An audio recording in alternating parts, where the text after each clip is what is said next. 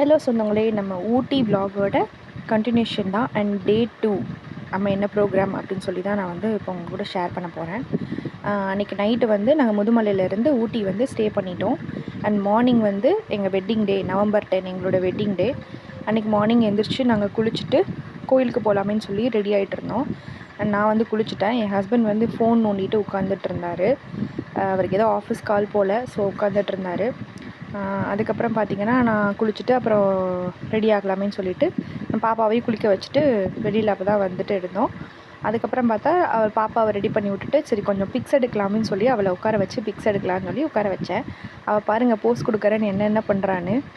பூவை பிக்கிறா, செடியை பிடிச்சி ஆட்டுறா, பிச்சு பிச்சு போடுறா, எல்லாம் பண்ணிகிட்டு இருந்தா. அப்புறம் என்னென்னா, நாங்கள் தங்கியிருந்த ஸ்டே பக்கத்தில் ஒரு மண்டபம், அங்கே கல்யாணம் நடந்துட்டு, ஸோ அது ஒரு சின்ன ஒரு கிளிப்பு மாதிரி எடுத்துட்டேன். அதுக்கப்புறம் ஒரு 10:30க்கு நாங்கள் ரூமை செக் அவுட் பண்ணிட்டோம்.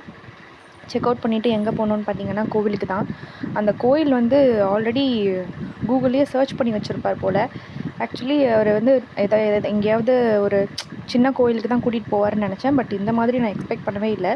இது ஊட்டியில் எங்கே இருக்குன்னா எல்க் ஹில் அப்படிங்கிற ஒரு இடத்துல எல்க் ஹில் டெம்பிள்னு போட்டாலே இந்த லொக்கேஷன் மேப்பில் வந்துடும். ஸோ மிஸ் பண்ணாமல் ஊட்டி வந்தீங்கன்னா அந்த கோயிலுக்கு மிஸ் பண்ணாமல் போயிட்டு வாங்க. Must visited. அது என்ன முருகன் கோவில் தான், பாலதண்டாயுதபாணி கோவில் அப்படின்னு சொல்லி இருந்தது. உள்ளே பார்த்தா கோவில் ரொம்ப அழகாக இருந்துச்சுங்க. முருகன் ஃபேன்ஸுக்கெலாம் இது ஒரு கிஃப்ட்டுன்னே சொல்லலாம். எனக்கு ரொம்ப சந்தோஷமாக இருந்துச்சு. நம்ம எங்கேயோ இருந்து எங்கேயோ நம்ம கல்யாண நாளுக்கு இங்கே பார்க்குறதுல அவ்வளோ சந்தோஷமாக இருந்துச்சு.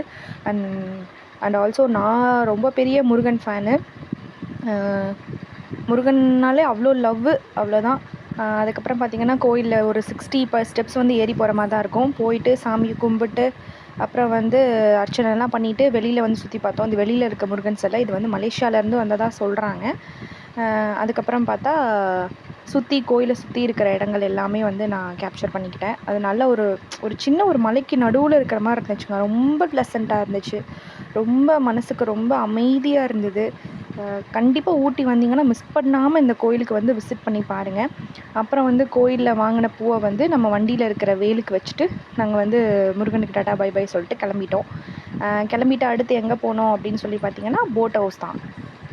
போட் ஹவுஸில் ஒரு பெர் ஹெட்டுக்கு 40 ருபீஸ் சுற்றி பார்க்குறதுக்கு பெர் ஹெட்டுக்கு 40 ருபீஸ் சார்ஜ் பண்ணுறாங்க.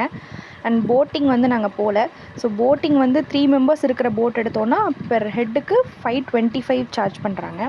பட் நாங்கள் போட்டிங் போகல, ஏன்னா எங்களுக்கு இன்ட்ரெஸ்ட் இல்லை, அதனால் நாங்கள் போகல. அதுக்கப்புறம் சரி உள்ளே இருக்கிற போட் ஹவுஸ் ஃபுல்லாக சுற்றி பார்க்கலாம்னு சொல்லி நாங்கள் அங்கே கிளம்பிட்டோம். அண்ட் உள்ளே ஃபுல்லாக ஷாப்பிங் ஏரியா தான், நிறைய ஷாப்ஸ்லாம் இருந்துச்சு. அதை தான் சுற்றி பார்க்கலான்னு சொல்லி போயிட்டோம். இது லேக் வியூ. சரி லேக் வியூ கேப்சர் பண்ணிக்கலாமேன்னு போனோம். நாங்கள் போன டைமில் அதிகமாக போட்டு உள்ளே இல்லை, ஓரமாக தான் நின்றுட்டு இருந்தது. ஒரு 4-5 போட் தான் உள்ளே சுற்றிட்டு இருந்துச்சு. அப்புறம் நேரம் ஆக ஆக தான் போட்டு ஒன்று ஒன்றா நிறைய கொஞ்சம் உள்ளே போச்சு. அப்புறம் நாங்கள் லேக் வியூவில் ஒரு ஃபோட்டோஸ் எடுத்துகிட்டு அப்புறம் உள்ளே ஷாப்பிங் ஏரியா, பிளேயிங் ஏரியா இருந்துச்சு. அதெல்லாம் போய் சுற்றி பார்க்க போயிட்டோம். சில்ட்ரன்ஸ் ப்ளே ஏரியா, அப்புறம் அடல்ட்ஸ் ப்ளேக்கு நிறைய இருந்துச்சு. மசாஜ் சென்ட்ரு, அப்புறம் விஷுவல் ரியாலிட்டி விஆர் அந்த இதெல்லாம் இருந்தது. இது சில்ட்ரன்ஸ் ப்ளே ஏரியா. அண்ட் இது நம்ம கார் ஓட்டி ஓட்டி விளையாடலாம், இடிச்சு விளையாடுறதுக்கு நல்லா ஜாலியாக இருந்துச்சுங்க பார்க்குறதுக்கு. அப்புறம் பார்த்தா அதை முடிச்சுட்டு அந்த சில்ட்ரன்ஸ் ப்ளே ஏரியாவில் பாப்பாவை இறக்கி விட்டோங்க. அது 120 சார்ஜ் பண்ணாங்க. இறக்கி விட்டோம். ஆனால் அவள் போய் 2 பாலை மட்டும் தூக்கிட்டு ஓடி வந்துட்டா. உள்ளே அங்கே இருக்கிற குழந்தைங்கள்லாம் கூப்பிட்டு விளையாட சொன்னாங்க, விளையாடுறதுக்கு கூப்பிட்டாங்க, இவள் போகலை. சரி அதுக்கப்புறம் பார்த்தா அங்கே ஒரு சின்ன ட்ரெயின் ட்ரிப்பு மாதிரி இருந்தது. சரி அங்கே பெர் ஹெட்டுக்கு 60 சார்ஜ் பண்ணாங்க. ஸோ அங்கே மட்டுமாவது போகலாமே அப்படின்னு சொல்லிட்டு நானும் என் ஹஸ்பண்ட் பாப்பா 3 பேர் போனோம். அது ஒரு 10 மினிட்ஸ் தாங்க. ஒரு போனவுடனே ஒரு 2 மினிட்ஸில் ஒரு டனல் வருது. அந்த டனல் க்ராஸ் பண்ணவுடனே கொஞ்சம் தூரம் போகிறாங்க. அதுக்கப்புறம் பார்த்தா ரிவர்ஸ் வந்துடுவாங்க. அப்புறம் வெளியில் பொட்டானிக்கல் கார்டன் வந்தாச்சு. பொட்டானிக்கல் கார்டனில் என்னென்னா எங்களுக்கு ரொம்ப அப்செட்டான விஷயம் என்னென்னா 2 பேர் ஃபோன்லேயுமே சார்ஜ் இல்லை. சரி இருக்கிற வரைக்கும் கேப்சர் பண்ணலாமேன்னு என் ஃபோனில் நான் எடுத்துகிட்டு இருந்தேன். அவரோட ஃபோனில் சுத்தமாக சார்ஜ் இல்லை, அவர்கிட்ட ஃபோனே இருக்காது. சரி அப்படின்னு சொல்லிவிட்டு நான் முடிஞ்ச வரைக்கும் என்ட்ரன்ஸையாவது கேப்சர் பண்ணலாமேன்னு சொல்லி நான் வீடியோ எடுத்துக்கிட்டேன். ஆனால் உள்ளே நிறைய சுற்றி பார்க்குறதுக்கு இருக்குது. பாப்பா நல்லா அங்கே உள்ள நல்லா விளையாடி என்ஜாய் பண்ணிகிட்டு இருந்தா. அவங்க அப்பாவெல்லாம் துரத்தி அடிச்சுட்டு இருந்தா.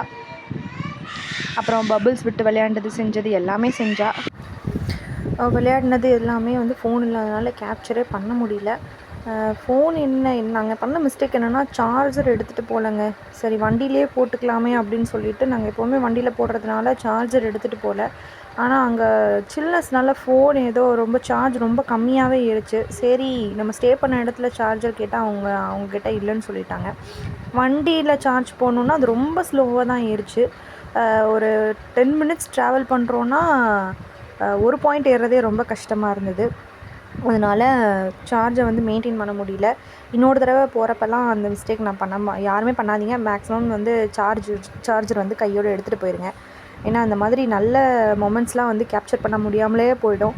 அதனால தான் எங்களுக்கு அப்படி தான் போச்சு. அப்புறம் முடிஞ்ச வரைக்கும் இருக்கிற சார்ஜரில் இப்போ நான் இந்த வீடியோலாம் எடுக்கிற இந்த டைமில் என் ஃபோனில் சார்ஜர் வெறும் 2%ங்க. 2%ல் சரி அதிலே விட வேணாமேன்னு சொல்லிவிட்டு நான்லாம் வீடியோ எடுத்துகிட்டு இருந்தேன். ஏன்னா இதெல்லாம் கிடைக்காதே அப்படின்னு சொல்லிட்டு பாப்பா விளையாடுறது செய்கிறது எல்லாத்தையுமே வந்து எடுத்துகிட்டு இருந்தேன். அதுக்கப்புறம் பார்த்திங்கன்னா அதை முடிச்சுட்டு அப்புறம் உள்ளே சுற்றி பார்த்துட்டு பொட்டானிக்கல் கார்டன் ஃபுல்லாக அது ஏக்கர் கணக்கில் இருக்குதுன்னு சொன்னார்.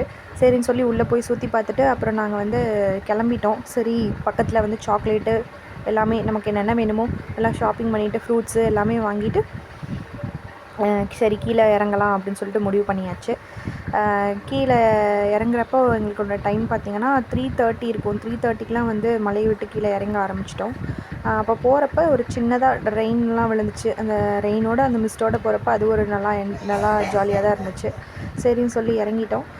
அப்புறம் கீழே மேட்டுப்பாளையம் டச் பண்ணுறப்போ 3:30க்கு இங்கே ஆரம்பித்தோன்னா மேட்டுப்பாளையமில் ஒரு 5 o'clock வந்து மேட்டுப்பாளையம் வந்தாச்சு.